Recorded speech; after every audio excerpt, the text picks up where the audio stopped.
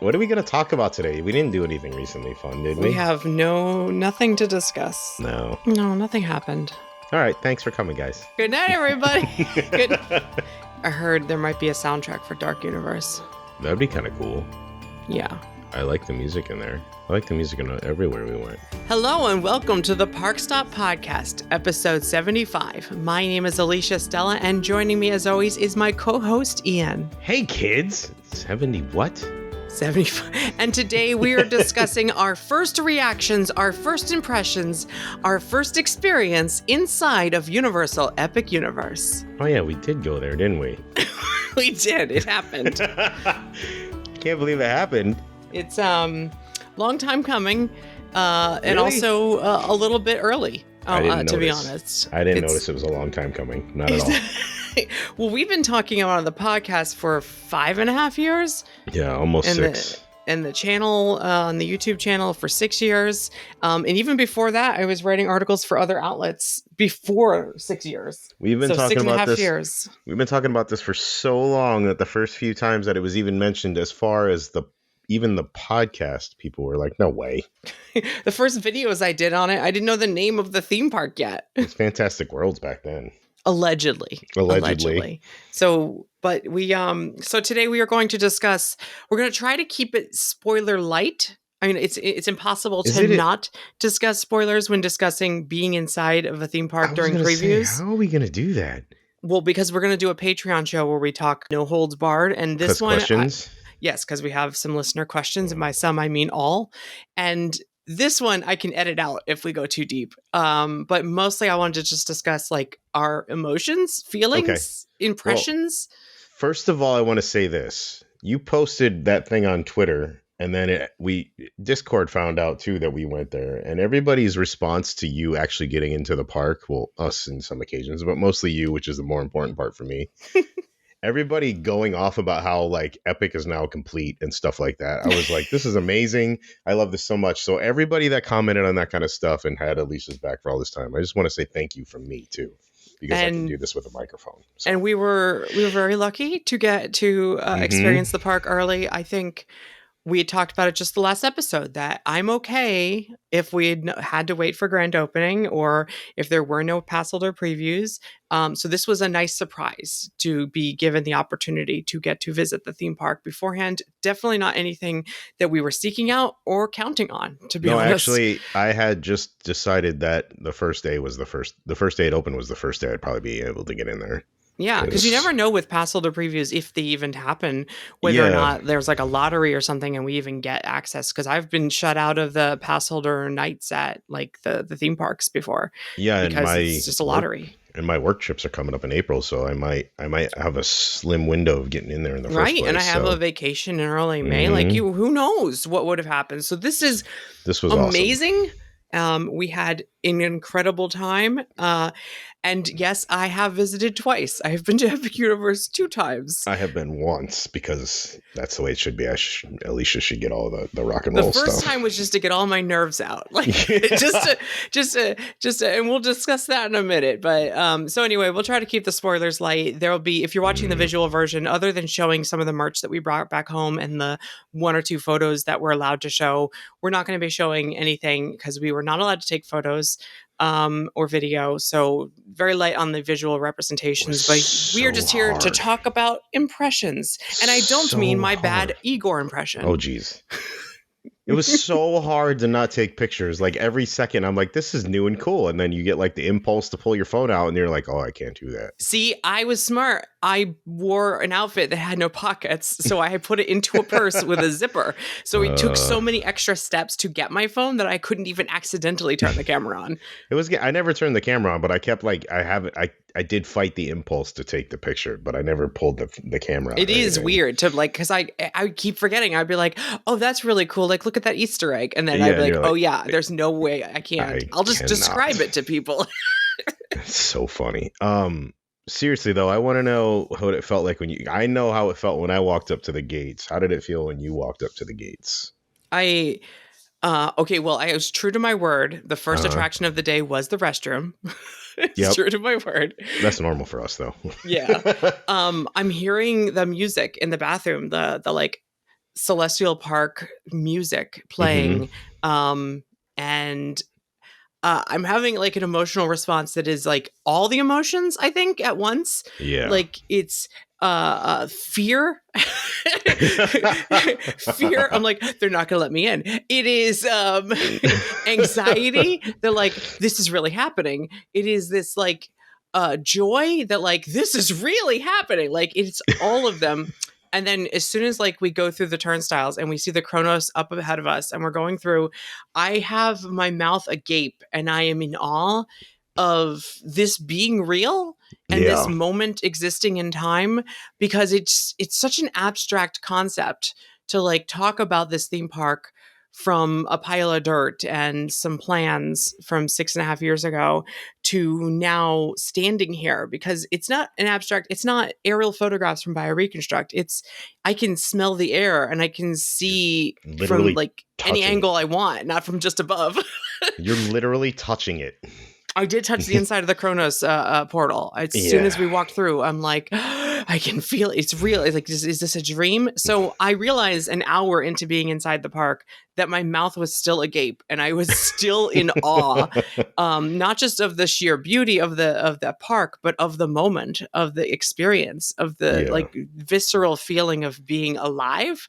This is what being alive feels like. All of the emotions at once. I I can't express into, this is days removed and I can't express into words how I was feeling because I don't think I can pin it down. It was all. I was feeling all. It doesn't feel real still, and it's a day later for me. You know what I Um mean? I was in a large group when I went the first time, and Mm. we're on our way walking to one of the worlds, and everyone's like, "It's like a 15-minute wait for Stardust Racers. Let's go!" So I find myself just in the queue for Stardust Racers, not realizing like this is still happening. This is real. Um, Yeah. my mouth still agape and Yeah. hearing the music and everything and seeing, and then like but also acting like a giddy little child, like, look, there's a Stardust Racers logo and it has comets through it and it's SR, so they, even if they change the name, they can't change the initials, there's logos everywhere. And I'm like screaming like a child and pointing. I'm like Haley, I'm like 13 months old and I'm like, look, look, look, look. First of all, minor spoiler, but walking into Stardust Racers, it's themed almost like a subway station or a transportation or a train station, So because the good. Celestians use it for travel. So See? good. That's Uh, perfect. but then cut to, I'm on Stardust Racers and I'm like, you know what? It's fitting that this is the first ride that I do, the first time in the park. It's like the thesis statement for the park. It has the main score from the commercials for the park. And as I'm going up the top hat after this really punchy launch, I can see the whole, I'm turning, twisting my head all the way around, but I can see the whole park. I get my own little mini aerial view of the park, and Yeah. I got this like warm, overwhelming feeling of like comfort. Hmm. Just like, I'm here, it's real. This is a theme park. It's not just about today. I get to come here. Like, this is maybe when the annual passes upgrades are available, but I get to come here anytime I want and like experience this world for real and Yeah. not just as an abstract concept. And I think just, and then as I'm falling down the top hat and realizing that I'm screaming, I realize I can't hear the music and I'm gonna have to write this again. Amazing. So that's how my first 30 minutes went. I guess it's my turn, huh? Yeah, how did you feel yesterday? I don't You like seemed like a being. bundle of nerves just like I did. I don't know. I don't like being mushy and all that, but I was more affected walking up to the gate than I expected to be. So, as we walked up to the gate, like all the thoughts started rushing through my head. Like I was there with you who started this journey. Like it had me come along with you on this journey, which is amazing because you and your family are like basically my family now. And it's been years. And the person that brought us is somebody I met because of the podcast. All the people that listen to us and talk to me and we get to nerd out about theme parks, all that stuff comes from this. Like it's it's friendships. It represents like friendships and family to me and so much. And all of a sudden that just started rushing through my head as we're walking to the gate. And then as we got through the gate and I started absorbing all that, my heart started racing. And then when we got to like standing in line to get into Dark Universe, I was like, this is crazy. I can't believe we're actually here outside the gate. There's the freaking portal right there. There's a medallion on the gate. I'm like, this is actually happening.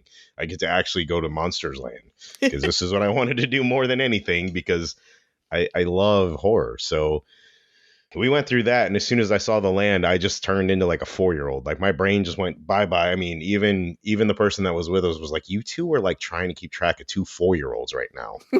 And I swear I got so excited, even going through the queue for the Frankenstein, like for Monsters Unchained, even going through the mansion and all that stuff. My heart rate was just going. I'm like, look at all the cool stuff in here. I want this to be my house. Like I just want to live in this. And then going on the ride like blew my mind, even though it was maybe like 85-90% functional. It's good enough to get the good flavor. We had a but decent more than run. 2/3 functional. It's pretty good. Yeah, we got a pretty good run. And then we went to Burning Blade, and I was just like, man, this is incredible. And the space was nice. It wasn't overly big, but it's not tiny. It's small, but not tiny. It didn't feel like we were like too crunched up in there. There wasn't a lot of people there, so we hit the right time for it. Then we just went outside, and I'm just sitting there absorbing the fact that we're sitting in the middle of Epic Universe.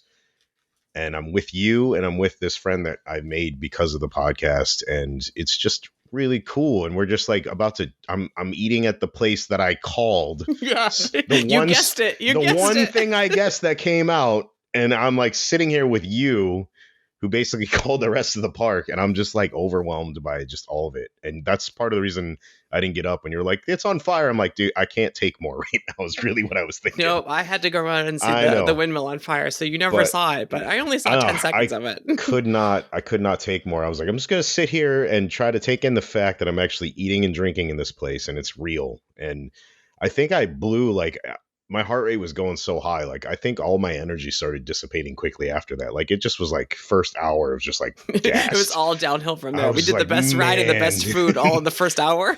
I was just like, oh, I can't believe this is real. And it was awesome for me that I get to go in my first time with you. And obviously the person that took us is a very sweet human being that I was very happy to go with. So, and to be honest, I told you too, I was very humbled that I was even asked because I was so ready to just accept the fact that I was going on the first day and nothing else. And I was just like, are you sure you don't want to take somebody else? Because I mean, I want to go, don't get me wrong, but like, are you sure?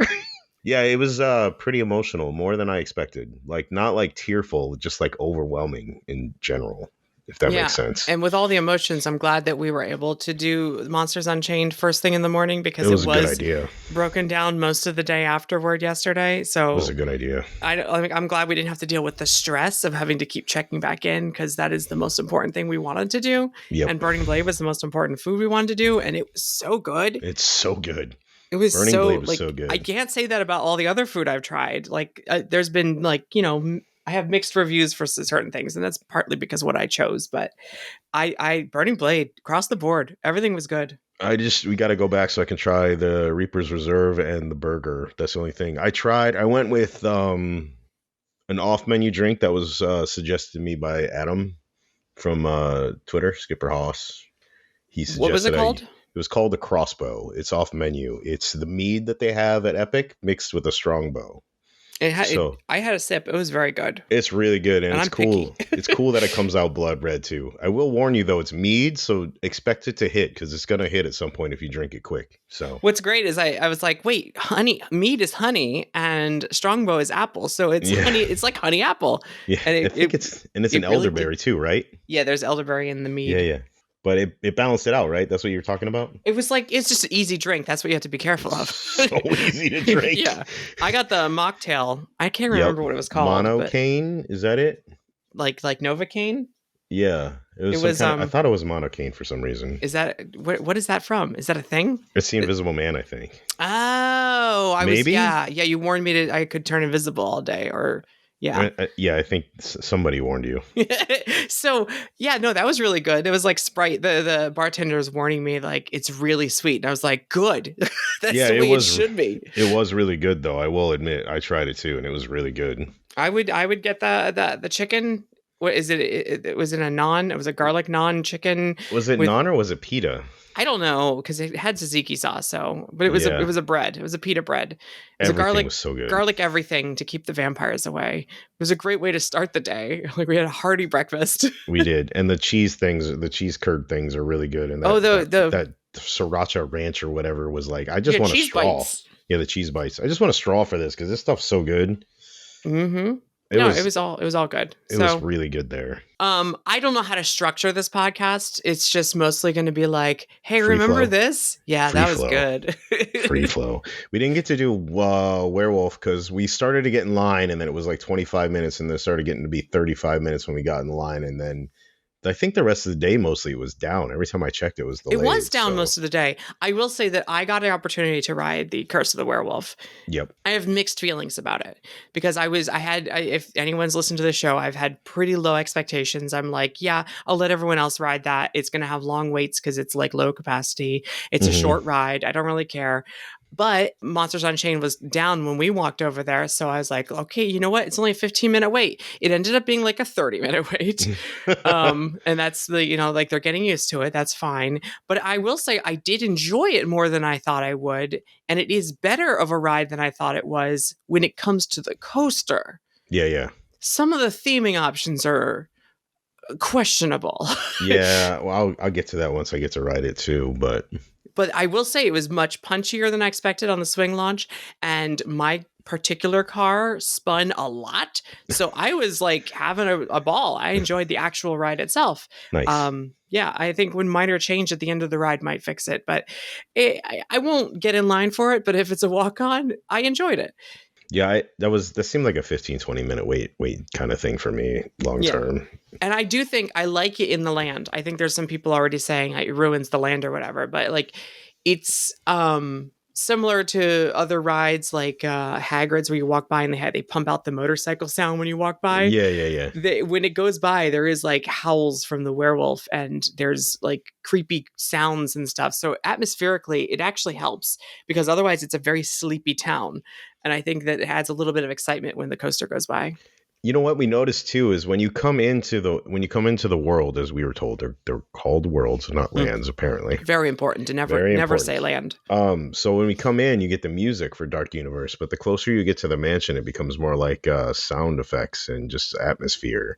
Yeah, Like and if you stand in monsters the and stroller stuff. parking, which you think would be the least scary place, Yeah. there's like ghost sounds and monster creep sounds and bat sounds. You stand there for just 5 minutes, you're going to hear 1,000 different creepy sounds, and it's terrifying. But yeah, no, the closer you get to the manor, it's very it gets almost like it's fading away, so you're left with just the sounds and the fear in your heart. And it makes sense with some of the things you see in the ride, like the number of like the paintings on the wall, even in the queue and stuff, hint at like the number of things that might be around you, which is kind of cool.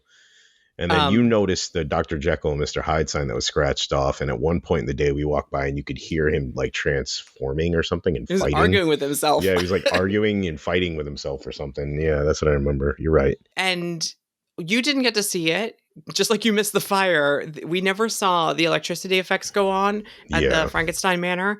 But I will say, even more impressive than the fire at the Burning Blade, although we have to see it at night, I'm sure it's very impressive. Yeah. Those electrical effects, everyone, when it went off, everyone around was just standing there in awe. It's almost like standing around waiting for the dragon to breathe fire in Diagon because it is loud and That's the awesome. whole manor is like alive with sound, and then the lighting effects are like so theatrical, like it's doing a thing and it's building up to it, and it's like zoom, zoom, zoom, and the next So thing you know, cool. you're like, it was just very emotional to see the manor come alive after it's so quiet for like 45 minutes. So it's a very cool effect, and I think like that was my favorite reveal of the day. The first time I went was not walking into Dark Universe, but the turning the corner and seeing the manor, the way that like Hogwarts Castle like appears after Hogsmeade. Like the reveal for that manor is so impressive, and it was still really impressive good. the second time. It's good. I mean, that land is. It made me happy to I be believe in you there. mean world. I believe you mean world. Sorry, world. That world. Walking in there and seeing everything and doing the ride, like it actually made me happy that they seemingly took so much care with these characters. And I like the nod to the fact that the characters are updated when you go through the queue. There's that little nod to the update, the original stuff. Mm-hmm.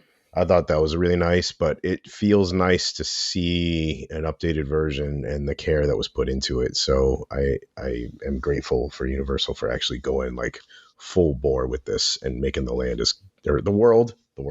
It's going to take some adjustment, but making the area so well themed and so well done. And I really hope that it stays as popular as it's been in a preview, so they do the expansion. The number one question I've got from everyone once they find out that we've been is, what did you think of Monsters? Well, the number one question is, did you get to do Monsters? Because it's hard sometimes with it being closed all the time. And then the number two question, what did you think of Monsters? And the answer I've been giving is kind of like, it's ambitious and I can't believe it exists. And I'm so glad that it does. Because it takes something like, and this isn't necessarily spoilers because anyone who's listened to our podcast knows a lot about this ride, but it is taking like the idea of the Kuka Arm ride from Forbidden Journey and redoing it in a completely different way. So it feels different, incorporating the ride vehicle into the story. So it's okay if you see another one. And just throwing so many animatronics at you and so much updated visuals at you and so many special effects at you and haptic effects and sound effects, environmental effects. Mm-hmm. And I was shocked that we even got 80-something% maybe of the ride working because it is so much happening in such a short amount of time. Some scenes are only 7 seconds long and have to reset for the next car. So it is an impressive technical feat. But it also is a fun romp. And it's written to be almost silly while also being absolutely terrifying at the same time. Like the big bad here, Dracula, is scary and he sounds scary, but Igor is so funny. So it offsets each other and I'm having a blast. It is camp. And I mean that in the nicest way.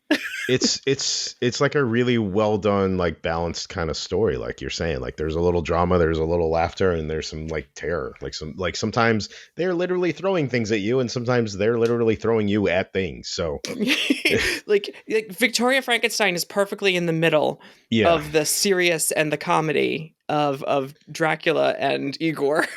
Listen, Igor might be one of the best like original takes of a character I've seen in a long time in any kind of park. Even the walk around character was hilarious. Oh my God. I was going to get to the walk around character. The walk around character saw my tattoos and I instantly laughed because he goes, "Are you attached to that artwork?" And I go, "Yes." And he goes, "Physically or emotionally?" And I was just dead after that. I'm like, that is so good. Because there's so good. 2 pre-shows, and by the end of the first pre-show, he is won over the audience. You could clearly tell. We are all laughing at his jokes so hard. He is so funny. We are in love with him. But in the street, you see him in person, and not just me, but other people at the same time were like, "Oh, it's so good to see you alive."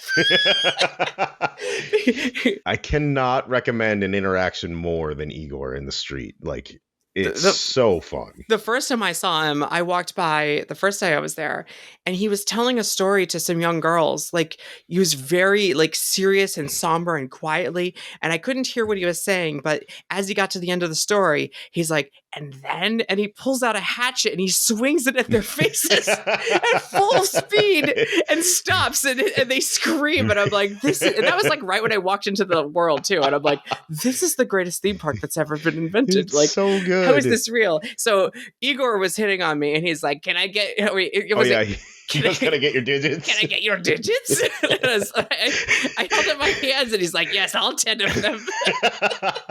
He's so good. He's so good. I don't know who's playing him in the parks, but it's so good. I would shake your hand if I knew who you were, because it's so good. It's perfect too. It matches exactly with the vibe on the ride. It's so dead on. It's so good. We were saying we were going to the bathrooms, and he walked us over, and he's like, "Once you feel the icy chill of death, you know you're close," because there's really cold AC in the bathrooms. He's so funny. It's very important that we discuss restrooms. So since I brought it up, oh man, what do you think of the Dark Universe bathroom? They're great. They're so good. All of the bathrooms are so good, and oddly enough, the Celestial Park ones are probably my least favorite, but they're still awesome. At least we only did 1 out of the 3 or 4, I guess, in Celestial Park. Fair. So maybe there's better ones. Although the ones we did are the ones I said on the podcast would be my least favorite, and they are. So I called it. And we did intentionally make bathroom stops in every land. As far as I'm concerned, it was intentional anyway, but we did. Or every world. because I popped into the one in Potter just so that I can because I'd already been to the other one. Yeah, no, I mean, World. here, minor spoiler. I'm sorry. I have to tell No, you're everyone. not sorry. Go ahead. The toilets are black in Dark Universe. It's so good. It's so good. There's at least one thing in each bathroom that is perfectly in theme. The sinks in Burke have scales. The everything in both of the bathrooms in Paris are like super fancy. Yeah. So like the sinks are huge and like ornate. So and then Celestial Park, the one we went into, it feels like a subway station. Yeah, kind of. It had subway tiles, so I was gonna say it's kind of like fancy Subway. fancy subway. We left and Monsters. Nintendo is underwater and had the underwater music and the cheap on the wall. And they had And they just had the mural of being underwater with We went to Dragons next, right? Oh, don't ask me what order of things we did, but sure, we went to Burke. I'm just trying to remember. Burke was a good reveal too, with the stone explaining the story, and then you pop around the stone, and the whole world is like huge in front of you.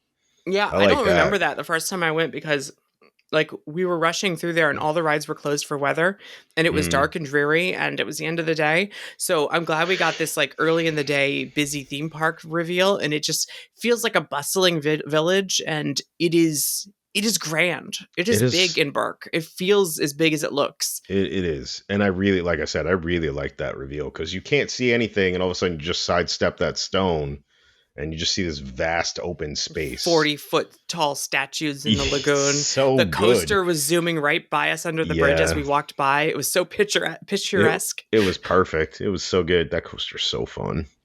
I noticed that the play area was open. Mm-hmm. So I ran in there while y'all went to the bathroom. Yep, the bathroom.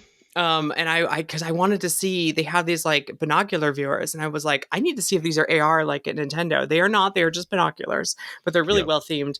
But I also had to figure out what is the sheep launching game that was in the description, and it's almost like the ball pit ball shooters from Curious George, but the balls have sheep pictures on them, and you shoot them at targets. And I was like, so you shoot the sheep, but it's really just a big ball. That's so fun though. But it's a bigger than it looks play area, and it had some like musical instruments and drums in the back, and the slides were really tall. I almost went down a slide and I chickened out at the last second. I'm like, I'm gonna get stuck in this thing. I'm way too tall for this slide. It twists at like way too high an angle. But then we did the roller coaster, which I did not do. This was my first time doing it yesterday. It was so fun for like a family coaster. It was perfect. Like it's like a step up in intensity for a kid. It was super fun. I mean, that first launch is terrifying if you're a kid. It's pretty good. Yeah, it's a pretty good launch.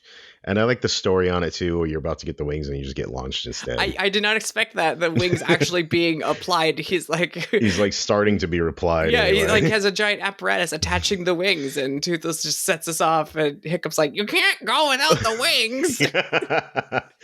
I liked all of it. I liked the... It's the worst Jay Baruchel impression in the history of the world. It sounded a lot like him, by the way, on the ride, if it was not him. It sounded a lot like him. If that's an impersonator, you're doing an incredible job, because I could not tell the difference.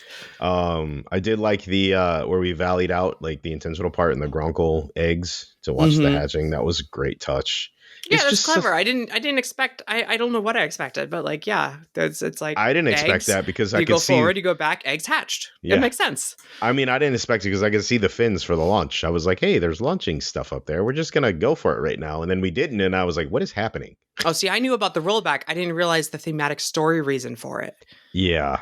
I didn't know about the rollbacks. At least I didn't remember at the time if we've ever discussed it. BioReconstruct was taking video of the first test, and it had this rollback. And I put in my videos, like, I don't know if this is intentional or not, but it keeps happening every single time. So it's probably intentional. Probably forgot then.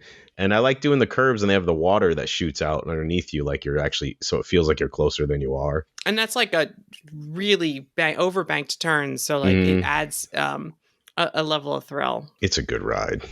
And then we did Meat Hall because we had to eat more food, apparently. We didn't do any other rides, and we didn't do the show in Dragons. So I've not seen the show yet in Dragons. Did walk around a lot.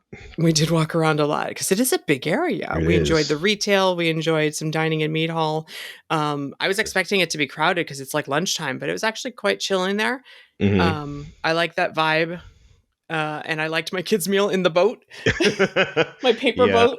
I got the Swedish meatballs, and then you got that. Was that their What does you got the fish dessert thing there? Oh, yeah, the fish shaped chocolate mousse, the catch of the day, Yeah, yeah, yeah, which was very yummy and dense chocolate, like almost flourless chocolate cake, but yep. like mousse. But no, I liked my kids' meal a lot. I would get that again. The chicken I lollipops with liked barbecue sauce, the berry barbecue sauce, very so that good. there wasn't any ancient grains on my plate, but Yeah, I you got did the one have. meal without ancient I grains. got mashed roots and root vegetables Yeah, you instead, but got it a was good actually side that was tasty. it was really good. You Like the failed the sweet assignment. the sweet potatoes and the carrots and all, it was really good, and the gravy on the meatballs was pretty good. The jam that they Yeah, gave it you, turns out Viking fries with a kids meal is just steak fries. yeah, it's just steak fries. They're not, and they were a little mushy. The one They were a I little got from you, undercooked, I think. I think they were uh, sitting there waiting for the rest of the food, maybe. probably.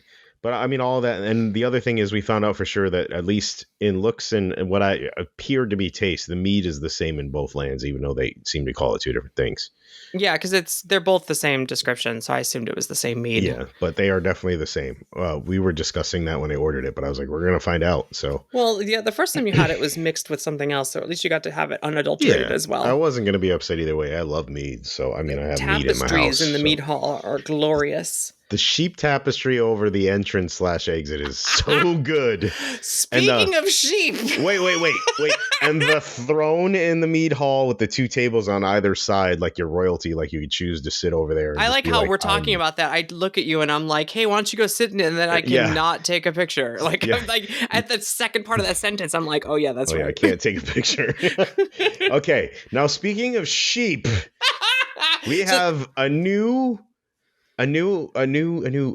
piece of the menagerie that is on the Pork-Tricia side and not so much the Mickey and Kronk and Little side of things. Well, like we were in the How to Treat Your Dragon store, which is also, what is it, Viking Traders attached to I it. think so. If you want to know what it's like hanging out with Alicia, this is a really good example of what it's hanging out with Alicia.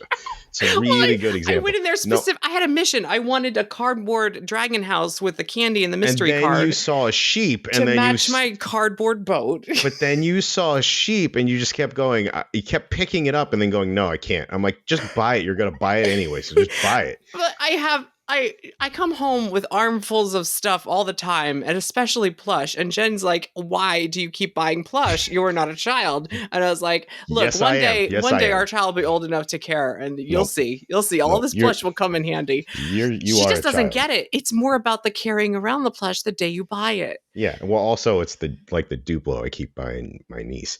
Anyway. So oh yes, I looked at the sheep. The sheep is all the sheep merchandise is adorable. It's all amazing. They have sheep socks. So Yeah, sheep sheep around the socks land. There's is a really bench shaped good. like a sheep, and I see the sheep. It has a target on it. I'm not touching the sheep while I pet its head, and I'm not picking it up. And then this team member comes over and is like, "Look at this." Picks up the sheep and tilts it slightly, and it starts buying. It's just like buying like crazy, like blah, blah, blah. And I'm like, "Oh my god, it's buying!" All day, by the way, kids, all day, especially So, and on the car we ride home didn't too. buy it. I just bought the candy. We left. we went left. to a separate store, and then I bought it there. Yep. And then she saw somebody getting a dragon, and it was an adoption process. And Yes. what did you do? Well, like the first time I was there, I was in a hurry, and I bought my dragon egg, but I didn't have time for the adoption process. I got a Light Fury, by the way. White one in Yep, in the In the egg. periwinkle egg, but I didn't have time to go through the adoption process where like you crack it open, they say it's a Light Fury, and they like bang a drum or whatever. So I'm Yep. in line, I'm buying my sheep. Everyone knows where this is going now. Go ahead. And I say to the team member, like, "Can I do an adoption process for the sheep?" And she looks at me and gives me a look that And could, rolled like, her eyes. it's not even rolling your eyes. No, It's like she a rolled her stare into my soul, and then a roll of her eyes. Like, yep. what is my life? Why are you doing this to me? And because she just done it a bunch of times for the dragons for children, and now she has to do a sheep for an adult, and she's just like, and then she like something went off in her brain, and she's like, "Okay," and she's like, "Okay, I'm just gonna go with it." So she pulls out the drum, she's banging it. "We have an adoption of a sheep," and she's like, "And what is your sheep's name gonna be? What is his name?" And I was like, "Can you name my sheep for me?" And she's like, "Oh God, all right. How about Bob?" And I was like, "How did you come up with that so fast?" So I have Bob here. Yep. There's Bob. Bob made that noise on the way home when nobody was touching him in the back seat in the car. Bob just likes to talk. And if you make any kind of motion in his direction, he just decides to start talking. So Bob is adorable. In the one picture that we got that we're allowed to show, like I'm clutching Bob so tightly. I shared it online. And everyone's like, "That's parenting skill right there," because I'm holding Bob because it's windy. I don't want Bob to fly away into Celestial Park. Poor Bob. And let's not forget, Alicia brought a drawstring bag as a backpack that was a Princess Peach. And she placed Bob in such a way that Bob's head was sticking out like it was a kid on a backpack kind of thing. Bob has to breathe. I know. And then so that's how Bob walked around with us all day, was in the backpack like that. It was kind of adorable and funny, but if you want to know what it's like hanging out with Alicia, I can't give you a better example than all of this. I mean, there was a lot of fighting with myself whether or not to purchase the I know, sheep. and I just kept telling you to get it because I knew how it was going to end. Yeah, it was just going to end that way. I love him. I would die for him.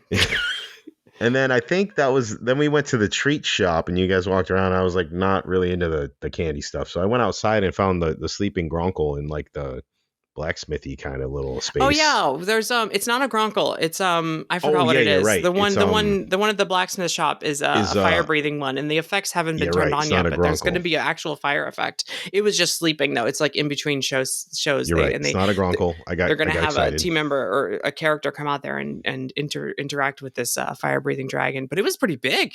It was really adorable. Impressive. Sleeping too. So it's neat that they have like a snow wraith that breathes like snowy air, and they have whatever this one's called that breathes fire. So like they have one of each. Oh yeah, I can't remember the name of that one. You're right, it's not the Gronkle. We didn't see Dart, the little robot one, but we did buy keychains of her. We did not see a flying drone. They have not done that for previews yet. We did see Toothless. We did not wait in line, but we saw Toothless. Amazing so good. Like interactive live performer animatronic puppet, like it's so realistic and good and full range of motion and impressive, and it makes the cutest photos because he smiles so big. And we saw really Astrid and Hiccup and some other characters I don't know. The twins. We saw the twins. Yeah, we saw Rough Nut and Tough Nut. I love Astrid's giant shoes. Yeah. They all have giant shoes. Yeah, it makes them feel like they're cartoons because they have giant shoes. It helps with the proportions. Really, really well designed land. And I also got a shrimp bowl the first time I went there from Spitfire Grill, which was okay. But I don't know. Like I was hoping it would be my new favorite place. And I think Meat Hall definitely wins because it's indoors. And the food came in a boat. Yeah, and it was really actually honestly good in there too. The shrimp bowl was fine. I just don't think it's worth $17 for 4 shrimp and some white rice, to be honest. Like, but that's me. Yeah, it was all right. I mean, I didn't mind what Your I got. Swedish meatballs were killer. They were pretty good. They're pretty good, and you got a decent serving. So whatever the actual price. But nothing beats my chicken pops. Those were amazing. Supposedly it's the same barbecue sauce that's on the turkey wings. I just didn't want to get all sticky and eat turkey wings. So yeah, I think this is easier to eat. That looked good. All the food looked good in there, actually, from everything I remember. Yeah, I look forward to trying Meat Hall again and getting some different stuff. Yeah, and I want to try some more stuff in there too. So still, Burning Blade was my favorite we ate that day. I have to agree with you on that, but it was still good in there. Like I wouldn't be mad. High quality stuff at the Burning Blade and decent pricing. Yeah. Comparatively. Yeah, exactly. Then we went to Step World, Stairland. Well, we took a pit stop in some of the shops around Celestial Park at the entrance area. We went to the Christmas shop because you started screaming, "It's snowing outside," and then ran to the door. Yeah, it was snowing outside in front of the Christmas shop. We wanted to see the Earl the Squirrel reference inside. We did. But then we went to the big store, Other Worlds Mercantile. I wanted to check out some Moonship chocolates and Celestial Sweets merchandise. Now, that is the name for the candy store, but the candy store has not opened yet in Celestial Park. So they're selling the merch for it in the main store. I did buy a shirt. You did. With the Moonship on it. Now, the Moonship is piloted by Captain Cacao.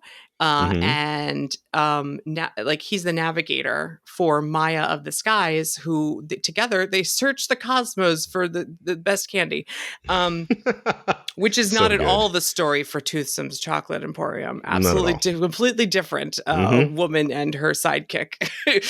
So I got the shirt, and later on the way out, I was going to get the the Captain Cacao plush because Yep. he's bigger than you think from photos. He's quite large. And I was on the beer stein hunt because I didn't want to carry it all day from the That's right. back. We wanted to see if the beer steins were in there from they are not. They are not. So we had to go back to Dark Universe later, but then we knew that. And I couldn't resist it. So I bought a bunch of Moonships merchandise while I was there. But yeah, then we went to, and I didn't realize that there's a Moonship. The sign is the Moonship in front of the candy store. Mm-hmm. And apparently it's like a hot air balloon, but it's filled with marshmallow stars. And that's what keeps it floating. Yep. Marshmallow stars. Marshmallow stars. I love the lore of the bear. As you do. I know. So yeah, then we went to Stair World. What? It was a little D&D like, to be honest, like very like I can't remember the name of the books. Take place in space. Somebody's yelling it at me right now. But anyway, then we went to Stair World. Can we take a moment to talk about Celestial Park? Can we take a moment to talk about Stair World? Okay, no, we'll get to Stair World. All right, Celestial Park. Yes, it is beautiful. It is. It feels like the center of Future World at Epcot, in that you can see for miles and it's concrete. It feels like it too, because I think I made this comment when we got there. And I meant the original Future World Center. I don't mean the new one. To me, it feels like I was like, this music feels like what the updated music for Epcot should have been. Because it sounds like an updated version of like the 80s Epcot I remembered. It's a very modern take on uplifting, inspirational, epic music. Yeah. It's like movie score music. It's great. The view across to the Helios Grand Hotel is incredible. And it like smushes like through that circle where the Luna statue is. Mm. It squishes like almost like a lens effect. Your brain squishes together the Atlantic Restaurant, Constellation Carousel, the Cosmos Fountain, and then the Helios. So it all feels almost closer through that circle in a weird effect. I think I made that statement, like that comment too. I was like, that hotel feels way closer than I thought it would. And then when you try to walk across the park, you realize, oh no, that's 20 acres away. It's really far. But I will say, even though you're not wrong about like the old school Future World vibe, it is very nice looking in there. And actually on like a nice day like we had, it was actually kind of relaxing because you go through these hyper themed worlds and you get out there and it's just big open space with awesome music. And there's different music in each of the courtyards. Yep. There's and the 4 water, or 5 different areas. The water is awesome looking and the fountains are going off all day. Like it was actually really like it was a nice break between being like so overwhelmed with things. But I think like Central Park, because that's what it's trying to be, is Celestial Park is Central Park, but for a made up universe. I think to be a Central Park, the edges need to have taller, bigger, fluffier trees to create more sense of like shade, even if there's not shade in the center. Yeah. Because those courtyards, the circles in front of things, like in front of Constellation Carousel, is a big courtyard with no shade. Yeah. So even having trees around it, and I think that's just going to take 2 years. Like the trees that are planted have to mature. There were some really pretty gardens and it's getting prettier all the time. We're in the middle of previews. There's still nearly 2 months until it opens. So I'm sure there'll be, like we saw landscapers planting right at the entrance as we walked in. So there's a lot to go. Even just in the time, less than a week since I went the first time and the second time, I saw some new stuff happening. So but I do have mixed feelings about it because like you do leave a world and have to go to the next world and you're like, I have so far to walk. But there is like lots of shortcuts. So I was going to say on the bright side, there's a lot of shortcuts. So it's not like, it feels even easier than studios to get around because there's walkways across all over the place. So multiple times I've been to studios and standing on one side of the, like in Battery Park and like, I don't want to do Men in Black. It's so far away. Yeah, exactly. I can see all the way across that lagoon. Or Islands of Adventure, I'm standing in Seuss and I'm like, I want to do Skull Island, but at the same time, it'd be so much faster if I could swim across this water. Like, I don't want to walk through all those lands. Yeah, because we did do a diagonal walk at one point in the day, and it wasn't even that bad considering how far away it looked. I mean, it was it is faster to get across than the other 2 parks, despite it being massive. Yeah, and all the courtyards are nice. Like, there's little themes. And I like that it's all repeating. Like, there's going to be a concierge here every time. Oh, my God. That is so useful. It's super useful. There's a fuel rod station at every concierge kiosk. Yep. There's an information sign with the wait times. And there's an info, like the round podium things in each of the different neighborhoods, I want to call them. I don't know what they're called. And there was just courtyards. Yeah, the different courtyards. There was what was Astoria was one of them. Yeah. The Court of the Moon, the Court of the Apollo, and Constellation Courtyard. So at least 4 neighborhoods that I could notice in our travels around Celestial Park. Wait, can we discuss for half a second before we go to Step Land or Step World how odd it is to walk into a theme park you've never been to, but talk about it so long that you can navigate it without a map without even Well, it's a thinking good about thing it? too, because they don't give you maps. No, it was just weird because like everybody's like, well, do you know where this is? We're just like we all like we're gonna go to Burning Blade. We just walk there like we've been to it 1,000 times. You know what I mean? Like we didn't even think about it. We're Not just like even once. we were like in front of the entrance to Werewolf, and we were like when I was saying we were about to go in, and I was like, nah, let's just go to Burning Blade. We all just turned and walked there. Like nobody was like which way. We all just turned and went like we went like it was normal. We're just walking through a place we've never been to like we've been here a million times. This is absurd. So I know we're about to talk about this because of all the steps, but even without the steps, I gotta say, as good as Nintendo is, it's probably my least favorite to walk through. Really? And the reason is because all the awesome height stuff that gives you all this stuff to look at when you have space, everything else feels very claustrophobic to me, and all the bright colors get a little overwhelming after a while for me with all the people in there too. So I do like it. Don't get me wrong. I'm not saying it's bad there, but I mean, of the 4 worlds we have to pick from, that was my least favorite to walk through. Meanwhile, I'm dancing and skipping through the place. I know that's a little bit of sacrilege, and I'm not, again, I want to be clear. I'm not saying it's bad. No, it's fine. Awesome. Everyone's entitled to their weird opinion. Oh, no. I do think it's awesome in there, and I do want to spend more time in there, but if I had a choice, like we went from Burke, which is big and open, to this like claustrophobic. Yeah, that's true. We I'm went like, from the it's going to be like Hogsmeade in there when there's a bunch of people in there, and I'm like, this is not going to be fun. Probably at less than half full, the theme park, when we were there, and it was packed inside of Nintendo. And steps, all of the steps ever. Okay. Half of that isn't the world's fault. I know. Because we went and the portal was closed for like they're working on it. So we couldn't go through the main reveal. Yeah. We had to go in through the exit. And because we were going to Mario Kart, that meant we had to go up all the stairs. Up all the stairs. If we had started the land through the escalator, we'd already be on the upstairs. Fine, yes. Yeah. I will say though, I got to do the full reveal. So I got to do all the reveals for all the worlds. I'm sorry when I got without you. And the manor reveal was probably the most emotional I got. Yep. Because it was like the first one that I was like, wow, this is real. And I was like really impressed by the architecture. But Super Nintendo World was probably the like closest I got to a tear in my eye walking out of Peach's Castle and seeing that, because we've seen that reveal in like the B-roll from Japan 1,000 times. I can totally see that. So, and like the 3D visualizations of flying through the world or whatever. So I'm walking out of Peach's. I have this huge smile on my face. It's getting toward to be like the end of the day, and we hadn't like done this world, which is kind of what I want, like one of my most anticipated. Yeah. And so I'm walking through and I see the view of Mount Beanpole, which like feels so much bigger in person. And I have this huge smile on my face and I'm like, this is real. They announced this partnership 10 years ago, 2015. And I'm just now for the first time stepping foot into one of the Super Nintendo worlds.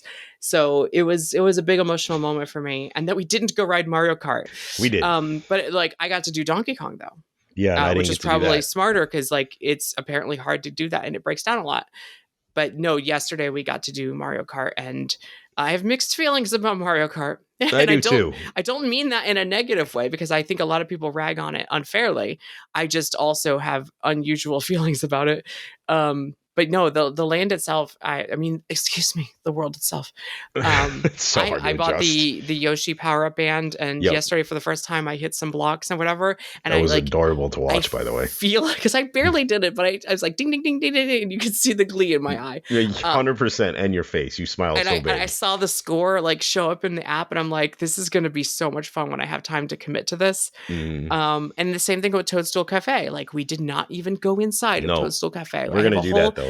Future of Toadstool Cafe to look forward to. This will be my place. I will spend. Some people are like, it takes 90 minutes to eat there. I'm like, that's not enough. I will be there for 3 hours. Trust me. I'm fine with that. We're gonna go there as soon as we can. That's one of the stops I want to do first, because I know how much Nene likes the food there, and the food looks so interesting to me that I do want to go in there. And maybe even if it costs more, I want to do what we did all day yesterday, like in a way. at Just least. order everything. Get a few things. Now, maybe not everything like you were, because it's going to be slightly more expensive this time. There's but a few things I want to try, but I know the tiramisu dessert will be like my yeah, jam. I That's gonna be think my favorite thing. I think if we look at the menu before we go, and then we kind of decide on a few things, we can just split it. And then You know I'm getting the kids meal. I know you're getting the kids meal, but it doesn't mean I don't want to try something on the kids You need menu. to try the giant meatball thing. Yeah, that's gonna happen. And again, I wanna say stuff like we're gonna talk about Mario Kart, and we have thoughts and all, but I want to say that this is more of in comparison to the other things we did, because everything in this park is so hyper done. It's insane, and it's really hard to not like it's really hard I'm to not sorry like we anything. didn't do Yoshi instead of Donkey Kong, because Yoshi had a lower weight, and we were like, well, Donkey Yeah, but Kong reopened, and then it didn't. It broke down again. It broke. We could have ridden Yoshi, and I'm sorry. No, it's okay. We're gonna do Yoshi when we go back to eat, so it's fine. That's true. Yoshi But and Toadstool and playing with Power Up Band sounds like such a good day. yeah, I mean, I'm fine. I'm fine with that. But like I said, like even when I was trying to say about the world, like it's probably my least favorite because I'm picturing the crowds, but it's amazing to be in there. I still think the music made me so happy. I know the music, everything's great. Like if I got the full reveal, I would have been happy for that too. I may take the elevator next time though. Yeah, those staircases are idea. not. It's not one flight of stairs. It's like 3 to go to the upper level. So the upper level felt like it was like 2 flights, and then once you get in the queue, you go up another 2 flights, and then you go through the pre-show, and then you go down all the flights you just walked up. I'm aware of the layout for Mario Kart. I know exactly where everything is from a schematic point of view, and the permits up above. Yep. Being in it is very different because you don't understand how many stairs there are. You're given your visor, and you think you're going to go on the ride. And I'm like, well, we have to go down. So I'm picturing like Men in Black at the load platform. And going down this one set of stairs. Oh no, that's not what we did. Those. We did all the way back down to the level we walked up from. Stairs. It's so many stairs. My knee is exploding in pain, and I'm like, it's worth it. It's worth it. Mario Kart was fun. It's fun. You were good at it. I don't know was how. Okay at it. Out of what do you mean you're okay? You beat Nene's highest score ever. Wait, what was Nene's highest score ever? Less than whatever you got. How do you know? I told him last night. I didn't see what the highest score ever was from Nene. I told him last night, and he's like, I think it was like 130 something. You have 148 on your first ride. Was it 148 or 143? I thought it was 148. It's still more than whatever he's had. Yeah, I had the high score in our car and whatever the other display was. And the other car, you're the high score of all of us. Somebody out there beat me. There's no way. I was not that good at it. I was. Well, you were the highest score out of 2 cars full of people. Yeah, that's not too bad. And Team Mario won. We won. We won the race. I really wanted it, so I'm glad we didn't get split up because we almost got split up on that. Yeah, we did. I'm glad that our first ride, which I've documented with the Power Up Band, I'm glad that our first ride Team Mario won, and I was so worried we would do so crappy because we didn't like we've never done it before. But I like halfway through the ride, I look at you and I'm like, I'm doing really good. I'm almost to 100. You're like, I'm at 118. I'm like, what? I thought I was doing perfect. That was pretty funny. I was just blown away. But halfway through the ride, not even halfway, like 2 scenes into the ride, I remember, I have to turn my head to point at the things while I'm firing. I'm like, why can't I aim? I have to look at the bad guys. And once I figured that out, I was doing pretty good. You did pretty good. You still got over 100 points. I still can't understand how it was sucking our butts into the chairs. Yeah, that was weird. When I sat down and tried to adjust, and I was like, how is this thing causing suction on my right now? Bleep that. No, like something about the seats wanted to just suck you in. I looked at you, I was like, Alicia, no, really, it's sucking me. Try to lift your butt up. And you did, and you're like, what? I was like, I'm not kidding. You were worried about that. I'm trying to get the AR visor to not scratch my glasses. I'm wearing big glasses, and I have the big visor, and I'm like, I have to move the visor up. So then I have to tilt my head down to be able to see through the visor. Did your AR thing wiggle just a little tiny bit the whole time? Yeah, like the whole time, the projection just on a it. Little bit. Just a little. If that was smooth, I would have liked the ride 20% more. Yeah, I mean, for me, it's a fun ride, but I don't think I'd wait more than like 30 minutes for it. Well, that's 30 minutes is just walking downstairs. Yeah, exactly. Basically, walking through the queue is 30 minutes. Did you notice? I know you were worried about your butt being sucked into the chair, but did you notice the car rumbles the whole time? And I don't think it's trying to be like a car engine the way that like Spider-Man is. Yeah. It's rumbling like because there's CPUs and fans under our butts? Probably. Is that the feeling you got? I That's felt like kind I of was what I sitting on got. a hot computer the whole I time. wasn't sure but what it was, but I did notice it, and I'm like, I don't know what that is, but It didn't okay. feel like an artificial car engine Yeah. rumble. It almost feels like they're trying to pretend that's what it is. It felt like I'm sitting on a supercomputer Maybe it's a combination so that they're hiding some of the supercomputer vibrations. with I the don't sound know. of the cart. Yeah, maybe it's I'm both. I mean, it's a fun ride, and we had fun in the library. That was kind of fun reading Oh, the reading all the books. books. I mean, that's There's a some good ones one-time in there. thing. It's Yeah, there never was going to be some. that fun again. No. There's some really good ones in there though. Yeah, I mean, it's a fun ride. I don't think it deserves all the hate it gets at all. Like, No, I had a lot of fun. it I was had a lot of fun. I fun. thought the game mechanics were actually way more fun than I was expecting. That's The not what I had issues with. the game mechanic, the sets were really good too. I had a hard time sometimes figuring out what was actually in the visor and what was actually in Right. front of us. So I was peeking sometimes. Like an example is the cloud is like blowing wind at you and there's like wind lines coming out of his mouth. The wind lines are AR Yep. and the cloud is real and it's integrated so perfectly that it looks like it's projection mapped onto reality. Yeah, it's crazy. It The was characters just are semi-transparent and obvious, but the yeah. actual like environmental effects are really well done. Yeah. I had to look up a couple times. Some of the things I thought were partially in my visor were actually real too. Like the integration, like you just said, was perfect. And there's like double screens in like watching footage 2 years Hmm. ago when it opened in Japan or whatever. Like the fishy background is like two screens in one. Yeah. And then the Twisted Mansion is really good like for a screen. And then there was real chandeliers moving. So like, Yeah, that freaked you out. You kept talking about the chandeliers. well, I was too. mad because by the time I noticed the real chandeliers, we're going underwater and I have AR water filling my vision. And I'm like, now I can't see the chandeliers anymore. Oh, that was funny. I'm like, I'm trying to appreciate the physical Yeah, stuff, and the AR is trying to shut me out. I think it's a really fun ride. I don't understand all the hate. Like, I don't understand why people thought they were actually going to try to make that go fast. Like, It that wouldn't felt make any fast at sense. Rainbow Road. Rainbow It Road is a felt good trick. It's real a really good fast. trick. Felt real fast when we hit Rainbow Road. I was like, what is happening? I don't even know what to do right now. I do like to like that it because in modern Mario Kart, which I'm not the biggest fan of because I'm old school SNES, and NES, Yeah. but like it tried to incorporate the different styles of karts with the glider and the underwater and stuff. It did a good job of showing the other characters like vehicles transforming into underwater or Yeah. like gliders, so you almost think you are too. And I thought that was kind of clever. Like Yeah, it's very modernized, but it had nods to the old games. it's a really well done ride overall, I say. I mean, it did make me happy because I mean, so far my favorite ride was obviously Monsters Unchained, but I did like Mario Kart, and that's basically two kind of dark rides. So Yeah. I'm not upset about dark rides. And they're both high tech in very different ways, and Very yet use a different lot way. of the same tech. So good though. I mean, it was really good. It's really solid ride. So I wish that you had gotten to go on Donkey Kong so we could both talk about it. Yeah, but you're gonna have to talk about it because we waited and it broke down what 2 or 3 times when we were there, and then we finally tapped out. And as we're walking out, they're like, "Yeah, we're shut down indefinitely." Yeah, I was because like, they kept "Oh, saying it was a great." brief delay, and I'm like, as long as it's not an extended delay. And then the second we start walking out, we unfortunately have to like they put a voiceover thing. It's like, despite our best efforts, we are in an extended delay. And I was like, well, we picked the exact right moment to walk out because that's Yeah. because even they're giving up. So, but we did wait in line. I went on it when I was there a few days earlier, and Yep. despite all the things we've heard, like going into it, I expected, like I was on the fence. I was 50-50. I'm like, am I going to like this or am I going to hate this? And all the things people were saying, like, it's kind of like a kiddie ride, but rough. I was like, okay, good. It's not too thrilling. And they're like, it has like these dark ride scenes, but it's also rough. And I'm like, what's with all this rough talk? So I'm expecting the whole thing to rattle. That is not the case. Yeah. I keep telling people it is simultaneously the smoothest coaster I've ever been on and the roughest coaster I've ever been on. Intentionally so, though, right? I think it was intentional, but they overcorrected. Every time you jump the track and then re-engage with the track, it bumps. And I think it's doing it by the track that you're actually attached to slightly banking and then reintegrating back.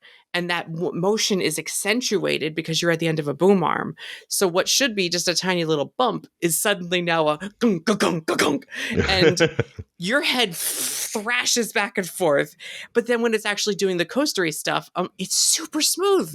Like there's a spiral down that is my favorite part, and it's so good. And there's sound effects playing, like when you jump over the fountain, it's like pew, and I'm like, the animatronics are impressive. Like I am enjoying this ride.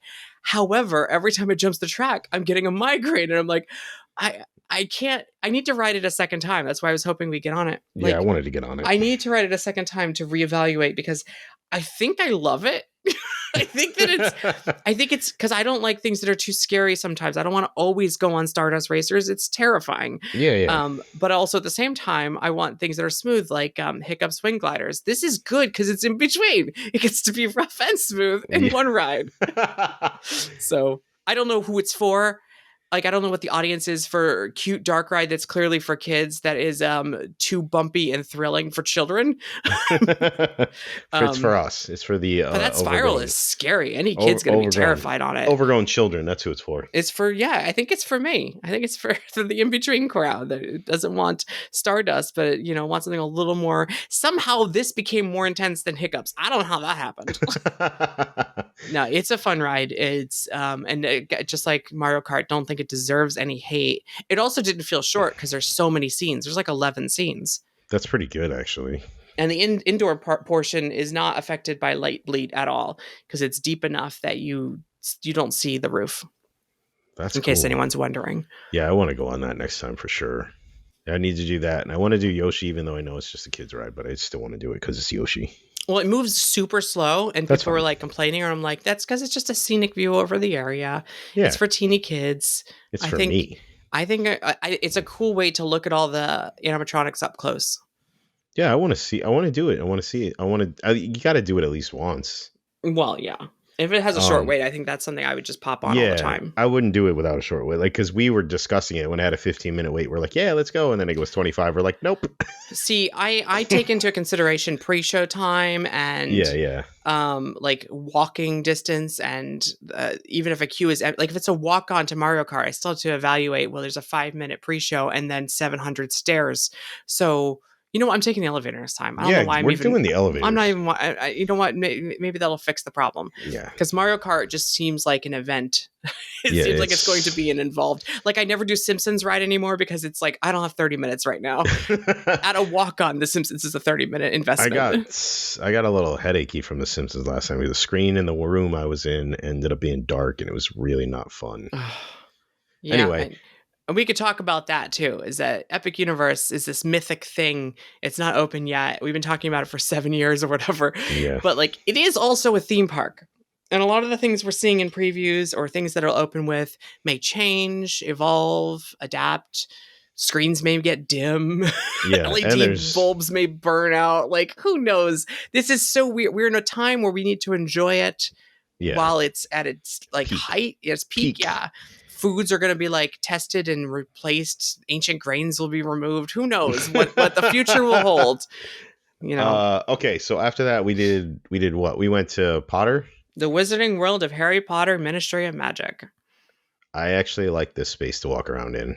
It is a beautiful, beautiful space, beautiful world. I want to eat in that restaurant too one of these times. So maybe we'll do one. We'll do Nintendo and then the other the other one. Because I've not we ordered butterbeers, but we didn't actually get any food. Yeah, in Le Gobelet. I'd like to sit there and eat, and I'd like to eat in Nintendo a lot. So I did eat at the cafe. Yep. The Serene. You did. On my first day, and I will say it took a little while. I think it was the first day that they had a full restaurant, so they're getting used to it. Yeah. And supposedly it was much quicker even the next day. So I just hit it the wrong time. I got the ratatouille sandwich because of course I did. Yep. And it was actually really good. I'm sure it was. It was the first food. Well, the creme brulee was the first food I ever ate at Epic Universe because my dessert came first and I just went for it. And it was really good. I liked it better than Epcot's because Epcot's is burnt sometimes. Yeah. Which is, I know it's supposed to be like that, but it's still too burnt for me. There's a limit to where the burning ends. Yes. I want it to be just lightly crispy. I don't want it to be brown. Torched. Yeah. So creme brulee was delicious. I did not try the butterbeer crepe. It was not available when I first went, but it has now since been available.